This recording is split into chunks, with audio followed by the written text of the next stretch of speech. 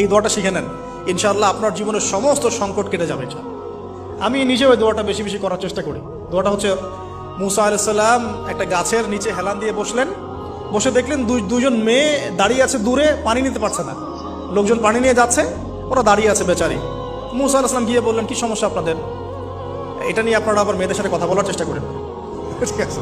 তো মাহারাম গায়রা মাহারাম মেনে চলে। তারা বললেন যে আমাদের বাবা অনেক বৃদ্ধ মানুষ, আমরা পানি নিতে পারি না যতক্ষণ না আমাদের কম পানি নিয়ে চলে যায়। মুসা আলাইহিস সালাম তো একটু বললাম না, ফিজিক্যালি খুব স্ট্রং ছিলেন, থাকে না বডি বিল্ডার, সামনে গিয়ে কথা বলে সরব পানি দিতে দাও, তখন মানুষ একটু মূল্যায়ন করে না।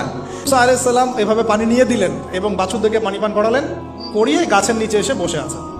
বসে বসে তিনি দোয়া করছেন, এই যে দোয়াটা তিনি দোয়া করছেন, রব্বি, একটা নেক কাজ করলেন, নেক কাজ করলেন না, মানুষের উপকার করলেন, নেক কাজ করে এসে গাছের নিচে বসে দোয়া করছেন, আল্লাহ এখানে তো আমার খাবার পানি বাসস্থান কিছুই নাই, আমি কি করব?